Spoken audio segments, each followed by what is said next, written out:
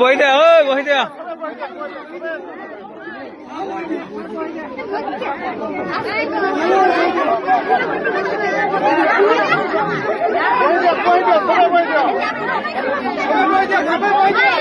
বহি দিয়া বহি দিয়া হাল্লা নকৰিবা হাল্লা নকৰিবা হাল্লা নকৰিবা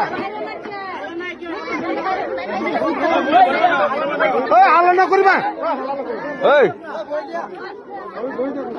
মনে মনে থাকক কলাপ তুলি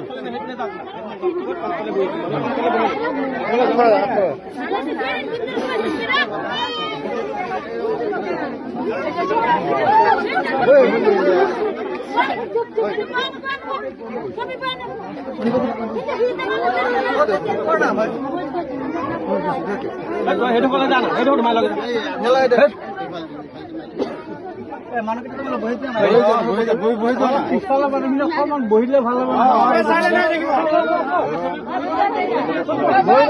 মানুহকেইটা বহি দিয়া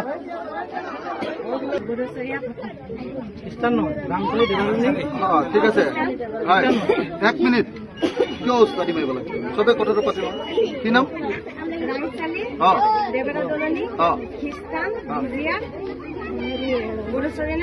পথাৰ ইয়াত মানে খ্ৰীষ্টিয়ান মানুহ আছে আৰু মুছলিম মানুহ আছে দুখিনি মানুহ আছে ন তো ইয়াতে কিমান ঘৰ মানুহৰ ঘৰ ভাঙিলে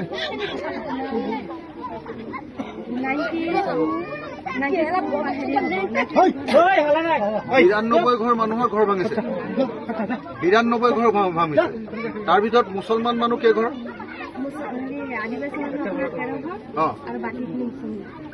92 ঘৰৰ ভিতৰত আদিবাসী 13 ঘৰ আৰু বাকীখিনি মুছলমান মানুহ তো এতিয়া আপোনালোক কেতিয়াৰ পৰা ইয়াত বহা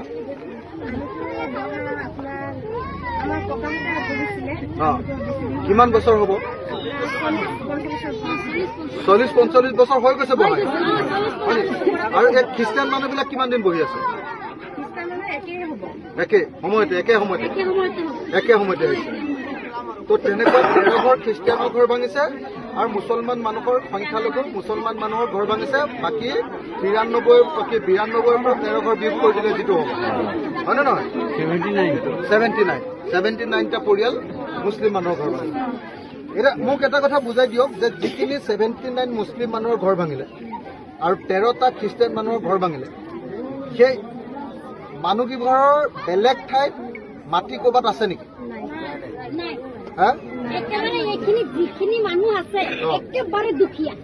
মানে ক'তো আৰু বেলেগ ঠাইত মাটি ঘৰ নাই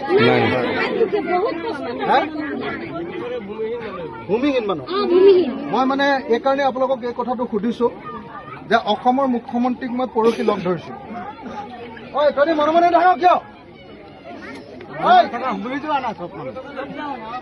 মই পৰহি অসমৰ মুখ্যমন্ত্ৰীৰ ওচৰলৈ আপোনালোকৰ কাৰণে গৈছিলো যাওঁতে তেখেতে ক'লে যে যিবিলাক মানুহৰ আন ঠাইত ঘৰ নাই অৰ্থাৎ ভূমিহীন তেওঁলোকক মাটি দিম এনেকে বুলি ক'লে তো সঁচাকে এইটো যিটো চাপৰি এইটো যিটো ভিজিআৰ এই ভিজিআৰত কিন্তু কোনো মানুহৰ কি বেলেগ ঠাইত মাটি নাই নেকি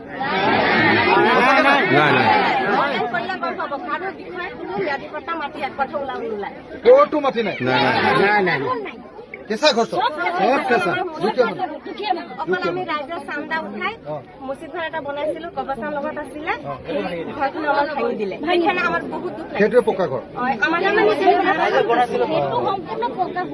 পকা হোৱা নাই সেইটো হোৱা নাছিলে কমপ্লিট পকা তাৰমানে এতিয়া আপোনালোকৰ ইয়াত যিটো 92টা পৰিয়ালৰ ঘৰ ভাঙিলে খ্ৰীষ্টান 13 ঘৰ 79 ঘৰ মুছলমান কাৰো বেলেগ ঠাইত আৰু ক'তো মাটি নাই গতিকে মই অসমৰ মুখ্যমন্ত্ৰী ডাঙৰীয়াক জনাব খুজিছো যে বহি দিয়া না মই অসমৰ মুখ্যমন্ত্ৰী ডাঙৰীয়াক জনাব খুজিছো অসমৰ মুখ্যমন্ত্ৰী ডাঙৰীয়াক জনাব খুজিছো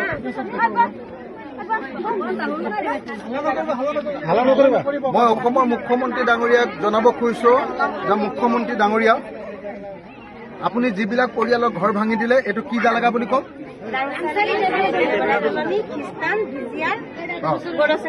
ৰাংচালি বুলি আমাৰ লখিমপুৰৰ ৰাংচালিত য'ত এই ভিজিআৰটোত আপোনালোকে মানুহৰ ঘৰ ভাঙিলে মুঠ 92টা পৰিয়াল, তাৰে 13টা খ্ৰীষ্টিয়ান আৰু বাকী 79টা মুছলমান মানুহ। সেই মানুহবিলাকৰ ক'তো আৰু বেলেগত অন্য ঠাইত এক চিকটাও মাটি নাই। তেওঁলোক ভূমিহীন মানুহ, গতিকে দিন হাজিৰা কৰি খোৱা মানুহ, দুখীয়া মানুহ।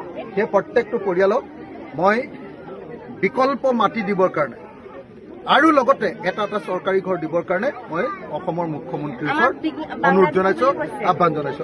আমাক বাংলাদেশী বুলি কৈছে, আমি 71ৰ আগত 51ৰ এনআৰচিলৈকে আমাৰ ককা হাতত দিব পাৰিম। আমি কেনেকৈ বিদেশী হলো? 51ৰ বছৰ আমি ইয়াত থকা আপোনাৰ 51ৰ লেগেচি আছে, আপোনাৰ আছে, চবৰে আছে, চবৰে আছে, চবৰে আছে, চবৰে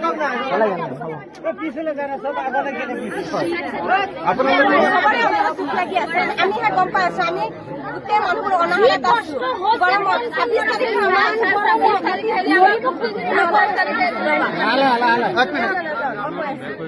তাৰিখ আমাক 26 তাৰিখে লাইন দিছে, জানুৱাৰী 26 তাৰিখে 27 তাৰিখৰ আমাৰ ইয়াৰ পৰা কাৰেণ্টটো কাটিছে।